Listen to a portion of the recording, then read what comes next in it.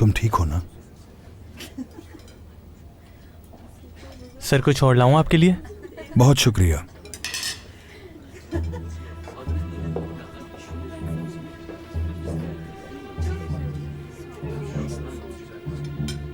तुम ठीक तो हो ना?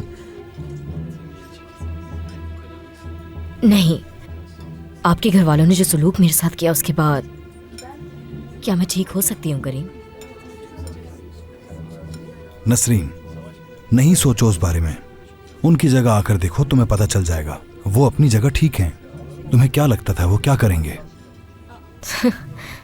हाँ ठीक है, इसका मतलब मैं उनकी हर बात को, हर रवैये को बर्दाश्त करती रहूं? मैं कौन सा ये कह रही हूँ कि वो मुझे खुशी खुशी कबूल कर लें, लेकिन इसकी भी इजाजत नहीं दूंगी। ना जगह देखते हैं, ना माहौल देखते हैं, बस मेरी बेइज्जती करना शुरू हो जाते हैं। मुझे तुमसे इस रवैये की उम्मीद नहीं है। समझ गई?